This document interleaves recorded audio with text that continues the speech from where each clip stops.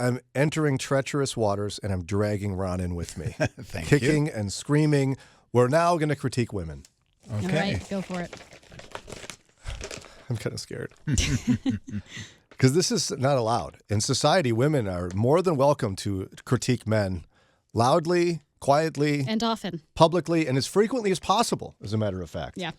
But men can never dream of doing the same. Not that I want to, especially if our wives are listening around. They don't need any work at all. I think you're shooting yourself in the They foot couldn't by get better. Yeah. talking about how dangerous this is.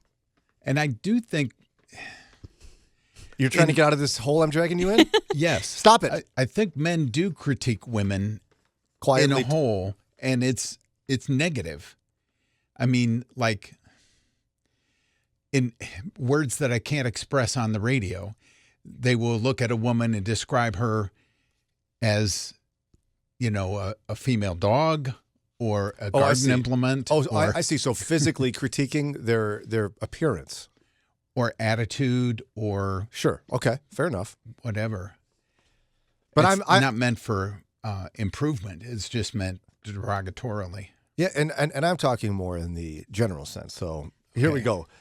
This is all in response to new statistics from Barna. For the first time in recorded history, that sounds dramatic, but I'm quoting an article here. Young women are less religious than young men. For the first time in history. Okay. 39% of Gen Z women now identify as religiously unaffiliated. 39% religiously unaffiliated. Compare that to Gen Z men, 31%. That marks a dramatic reversal from previous generations where women were significantly more likely to be engaged in church and faith communities than their male counterparts. The latest Barna research shows that Gen Z women, once the demographic most likely to participate in church life, are now leaving at higher rates than their male peers. Uh-oh. Daria, Yes. you're still in the faith. You're one, Yes. you're one of the few and the proud Gen Z women still with us. There's plenty of us. I made that melodramatic. You? Melodramatic? Me? Huh? Can't imagine. Hyperbole? What? So what's your reaction to this? Gut reaction as a Gen Z woman? I'm really not surprised. Really? I'm really not. Okay, tell me more about this, because I was a bit surprised to read this. It's always been a presumption, right? Which is why they say the first time in history that women are just always going to be more religious than men. I think just the way that Gen Z is formulated, the women in particular, we are ultra empathetic. And so women in particular, they tend to back certain causes that the church has a lot to say about, and they don't like that. So you're saying that some women disagree with the church's position on some things? Yes. Things like abortion, marriage, things like that. A lot of younger women wholeheartedly disagree with that. Whereas I think men, because of the culture that has been created over the last decade or so, they are desperately seeking belonging and community and what it means to be a man because they've been so emasculated over the last decade or so. This makes total sense to me. Who has been emasculating men all these years? Women primarily, but also just kind of the general culture. We talked pretty recently about how men are portrayed in sitcoms, particularly in like the 80s and 90s. They're just buffoons. Mm-hmm. They're awful. Who would want to be married to these people? And so you get this idea in your head of this caricature of manhood, and it just kind of it starts as kind of funny and silly on a sitcom, but then it extrapolates and you start seeing it in commercials, and then there are people that genuinely think that men are like this. Oh, Daria. She gets it. She gets us. No, honestly, it's. I know you've said things like that before, but it's refreshing to hear a Christian woman boldly say that. Because it's for so many years we were just supposed to, be like, yeah, we are pretty bad. That was the expectation, wasn't it? Yeah. Yeah, we're Jim Belushi or Doug Heffernan. Yeah, I was going to say your guy. He's so funny, but Doug Heffernan, Ray Romano. Ray Romano, Ed O'Neill. Is Yeah. that? Yep. Yeah, those actors portrayed doofuses, not unlike Edith Bunker. Gene Stapleton did that. Right. So it swung the opposite way. Right. Too far. it's helpful to hear that, because I think the only way we're going to ultimately, at the end of the day, I don't know, rescue manhood. It sounds dramatic, but I can't think of something better at the moment. Only way we're going to do that is if women are willing to admit that they're part of the problem, if not the major part of it. When you emasculate men for decades, it's going to affect young people. Yeah. It's You good get emasculated men and also hypermasculine men. They kind of split into two different categories. Right. You get the Tates and those who are like, yes, women are tools to be played with. Mm-hmm. Yeah, and both of those are so, one is sad, the other is horrifying. Mm-hmm. Mm-hmm. And it's like, yeah, this is what you did. You're emboldening me, Daria Swisher. Go for it. But no, like, this is what you did. So I get irritated when somebody complains about it. Yeah, I understand. Are you complaining about men today? Excuse me? How about you take some responsibility that you did this? And Ron Eastwood said that. Ron Eastwood. society has to be careful, because that whole, I'm going to call it feminism, but I'm not sure that's the right term for everything there. Yeah, because not all of feminism is negative. Right. But that whole movement swung, there was a good reason for a lot of that. And it swung so hard, so fast, that it went beyond where it should have stopped and said, okay, now, we've reached the equilibrium. We're going to go farther, and we're going to start putting men down. We're going to, and then that became the problem. Well, now we're seeing that opposite, where a lot of men are rising up and say, okay, it's time for us to be tough, treating women as ladies, that's out the door. They are toys to be played with. And now some of that's coming back. We need to stop that. Yeah, what a mess. And quit doing that radical reactionary. Try to find something in the middle. Yeah, and so as we look at this data from Barna, and they're saying, again, for the first time in recorded history, young women are less religious than young men. Daria gave her assertions as what happened. The question's obvious. So what happened? How did this happen for the first time in recorded history? We're giving advice to women. Why? Because for the first time in recorded history, young women are becoming less religious than young men. 39% of Gen Z women now identify as unaffiliated religiously, compared to 31% of Gen Z men. Gen Z women, once were one of the most likely to participate in church life, are now leaving at higher rates than their male peers.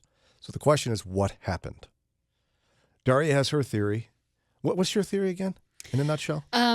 Because of the issues that women care about, which are often contrary to what the church believes, things like abortion, things of that nature, they don't want anything to do with it.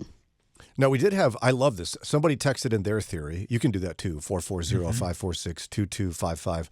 What's the one you saw, Daria? Most Gen Z women are career-oriented and lost in materialism more than older women. Response? We're broke. I mean, Right. I've yet to meet someone who, in my generation, who's just spending out the nose because we quite literally can't afford to. Yeah, and that's where I can say I'm obviously not Gen Z, although I seem like it a lot. Right, Daria? No. Ron more than you. Whoa. Way to go, Ron. High five. So people with careers right now have it to survive. I almost everyone I know is a two-income household because they have to. Yeah. That, and we've talked at length about how Gen Z is better at setting boundaries. So when we want to be done working, we're done working. Yeah. Yeah, but I mean, Sarah doesn't work because it's fun and she's career-oriented. She works because we're part of a team, and without her having income, we're not going to make it. Also, Gen Z is still quite young, so a lot of us don't have children. So it doesn't make sense for us to not have a job. Sure. Okay, so there's two theories David Kinnaman from Barna, or he used to be with Barna, now he's just a statistician or whatever he does. He's got two theories about why young women, for the first time in history, are less religious than men. Okay. And Daria's chomping at the bit for this, I can tell. I'm interested. Reason number one, essentially young women used to view the church as a place to find a husband. And now they don't feel like they either need to find a man to find meaning. Okay. True. In life, or if they're looking for a man at church, there's just way fewer options. So it's like church is no longer the place where single women are going to go to find a husband. I could agree. I mean, I'm not a young woman, but But you're basically Gen Z, as we learned earlier. yes, I see that, the cultural slide, with the introduction of eHarmony and Tinder and, Hustle or what. There's so many now. I see new ones advertised all the time. But all of those kind of became like you didn't need to either find your husband in high school or college or at church, possibly at work, maybe at a dance club or a bar or something. Those kind of phased out, and the greener fields were the online dating, which now that is changing, and it's more, find somebody around a common interest. So, Daria, what's your take on this? It makes sense. I'm not sure how I feel about it. I don't fully agree with it because I don't know that women have always been like, yes, I go to church because I need to find a man. Yeah, that is kind of reducing women down to basically shopping is why they go to church. I mean, on some level, it does make sense, but I don't think we can explain the whole trend away with that. Now, I think he does have a point about this is going to be unconventional. I think he does have a point that women are beginning to feel like they don't need a man to find meaning in life. Mm-hmm. That's true. And I think that's good. I do too. Your value as a person should not be tied to someone else who might have a bad day and say something that was hurtful or might just not have time for you. And more than that, he is not God. Yeah, I mean, meaning comes from a relationship with Jesus. Mm-hmm. So if this is where society's going, good. Especially as a girl dad. Mm-hmm. I don't know if you feel this way around as a girl dad, but I don't want my daughters to think meaning in life comes from a man. Well, you don't want them to settle for the first guy that, gives them the time of day either. That's right. Because they need to be tied to someone. That's not healthy. Now, I have heard from young Christian women that if you do go to church to try to find a man, good luck. There aren't that many young men at church that are single. I have heard that from my single friends, although I've heard more than that is the older ladies at church like to play matchmaker, and that makes them very upset. I was standing one time with a good friend of mine who was single. This lady comes straight up with her phone outstretched. Some guy she knew that was at least 10 years older than my friend. Look, he's single, you're single. Wow. Yeah, don't do that, ladies. I know it's hard not to. Like, I love to play matchmaker if I find an opportunity, but you got to dial it back. Nobody wants, unless they're asking for it. No, don't do that. It's got to be subtle. Yeah.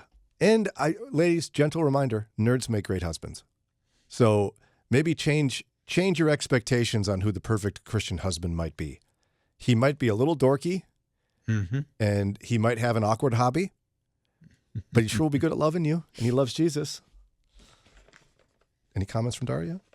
I'm married to a nerd. I can. He's very sweet. He loves you so much. He's a good man. He's the best. Okay, so that's theory number one, and we're like, Okay, theory number two on why women are becoming less religious, Gen Z women, and leaving the church. David Kinnaman says burnout, as in church has been built around the idea that the volunteer supply will primarily be women. And we've reached a breaking point that women no longer want to be solely responsible for all the volunteer work in a church. And he says data is showing that volunteerism among young women has dropped dramatically. I'm interested, like my church, that would be totally wrong. We've got a lot of men involved in the youth ministry, in the children's ministry. See, I think you're unique then. Yeah. I think that's rare. Stereotypically and historically, I think that study's correct, but that's fantastic that that's not the case. It should be that way. It should be the way your church is doing it. Most churches, I would say, the children's ministry is like 98% women? At least. So do you buy into this at all, where women have just like, it's just breaking points, like stop expecting so much of us in church, so I'm not going anymore? I mean, it seems empty to me. I think we're bringing up other issues outside of the core reason why women are not going to church. I don't think women are not going because they're being expected to volunteer. Because I've yet to, they're just not going to volunteer. Right. I've yet to run into an instance where it's like, you are a woman, you will pick up that broom and go clean the kitchen. Guys, don't ever say that, by the way. It doesn't happen. I mean, I think he's bringing up valid points that are issues, but I don't think he's hitting on the why. Yeah, and I mean, the biggest point is he's just like, he says in here at some point, like, I don't really know. Like, this is hard to figure out. And then he made some conjectures. I think they were, like you're saying, Daria, good effort, David Kinnaman. I mean, but not quite there. I don't mean this in like a mean way, but has he talked to a woman about this? I'm being genuine because it kind of sounds like he created this theory in a vacuum without actually talking to the women that he's referencing. Yeah, my guess is that he was doing an interview and someone asked him for his theory and he's just like grabbing for stuff. Mm-hmm. And he knows statistics. But you're right. Has he done some sort of qualitative analysis with a bunch of Christian women? No, I don't think so. I don't even know that I totally have a great answer to this. Do you have a great answer? I mean, I stand by what I said before. I just think what young women today want is incompatible with many of the values of the church. And that's just the society we've been raised in. Yeah, and I think it's a lot to digest, and yet I'm sure you've got a good point there. Something for us to process through. Not that the implication be change theology or change scripture. No, not saying that at and I all. know you're not saying that. I just want to make sure it's heard. But yeah, perhaps nuance is what's going to be part of the answer. I don't know. I think as well, this is the natural consequence of years of emasculating men. Is you've ended up with emasculated men and frustrated women. Yeah, the women are asking where all the good men went. They chased them off. And emasculated them. Yes. For generations.